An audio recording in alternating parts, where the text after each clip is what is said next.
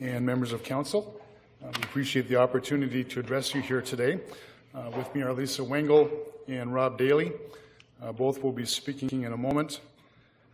Together we represent the Nanaimo Evangelical Fellowship, a relational network of about 25 churches, parachurch groups, community organizations, and counseling agencies in our city.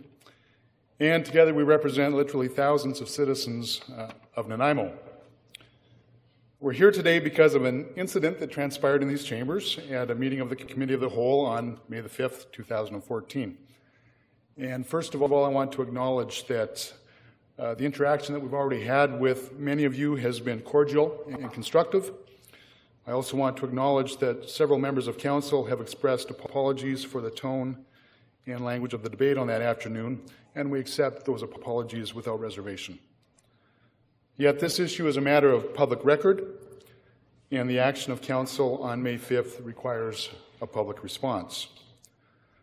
I want to be clear that we are not associated with Leadercast or its local sponsors, yet we find the content and the implications of the motion passed by council immensely concerning, as were the shocking comments made during its debate. It's a serious matter in Canada to deprive citizens of freedom of religion, association, and speech by refusing to grant them access to public facilities. Section 8 of the BC Human Rights Code defines this as discrimination. I want to make it very clear to council that as it stands, the motion of May 5th could prevent many from being able to hold an event in a city-owned facility. The context and the precedent established by the Leadercast motion would wrongly identify me as one who would promote divisiveness, homophobia, and hatred. A grievous indictment.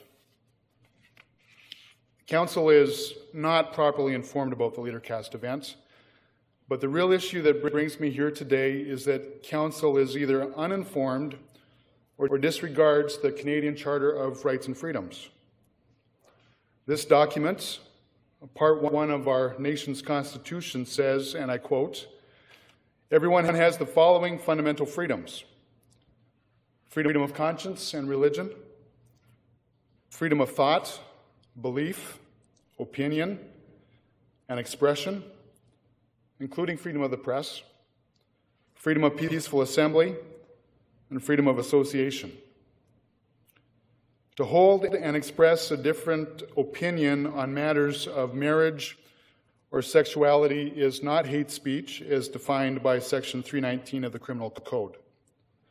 On the contrary, this is an example of thought, opinion, and expression expressly protected by the Charter of Rights and Freedoms." Your Worship and members of council, I'm not asking you to agree with or accept my opinions or beliefs, but as a Canadian, I'm asking you to uphold my right to hold and express those beliefs, just as I afford you the right to hold and express yours.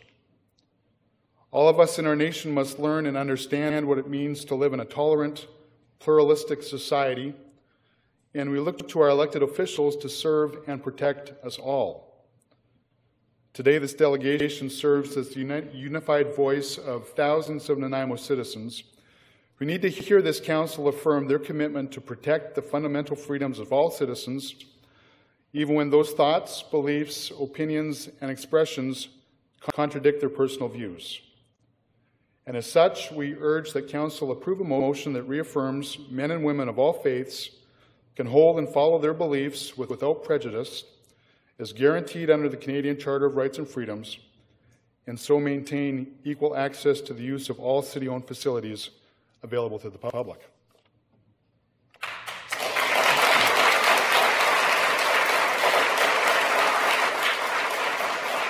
Good evening, Mr. Mayor and members of council.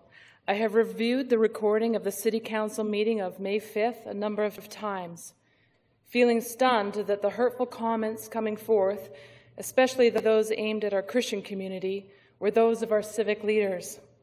I realized the motion brought to the table was short notice and that some members were unprepared for the discussion that followed. In those moments, the unguarded comments of some revealed strong biases and unfair judgments towards anyone who may hold a point of view contrasting with that of this council. This is not the kind of inclusive leadership I expected from those elected to lead our diverse city. My understanding of the role of our civic leaders would entail putting aside their personal agendas for the good of the community.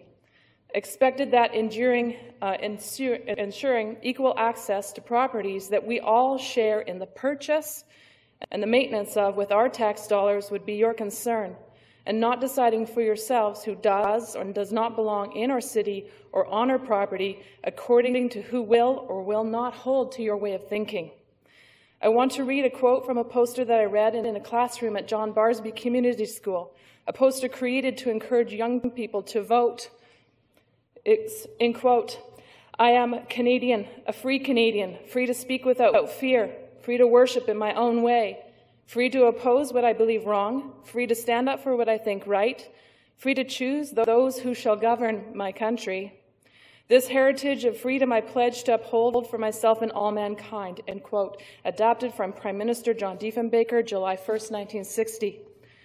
Many of the beautiful people whose views that you referred to as almost criminal and then lumped together with those who would kill and kidnap children just because they simply hold a different view are the very ones that have faithfully fed the hungry, housed the homeless in this city for years.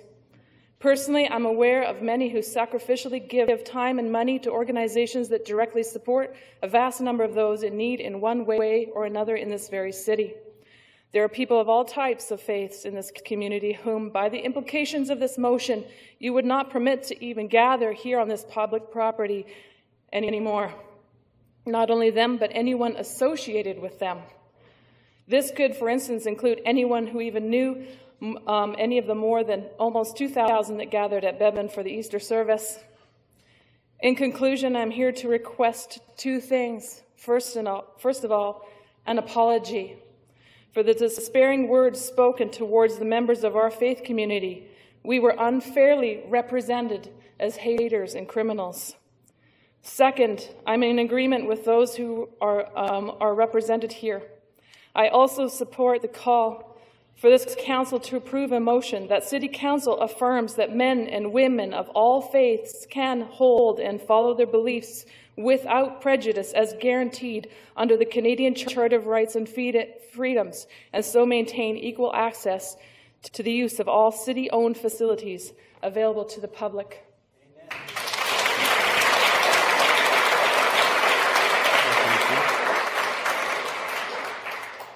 Good afternoon, Mr. Mayor, members of Council.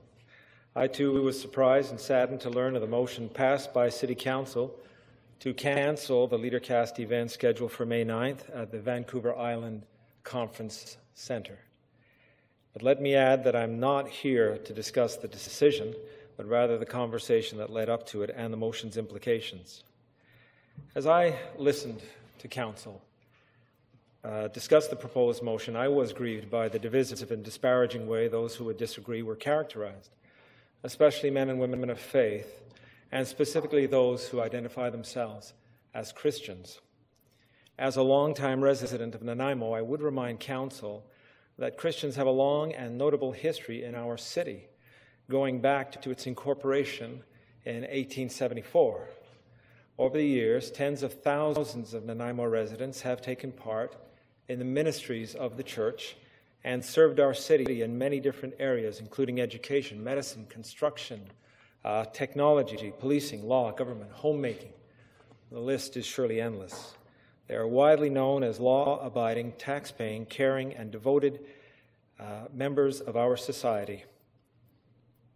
And in times of need, many have joined our armed forces to help defend our country. And sadly, some never returned.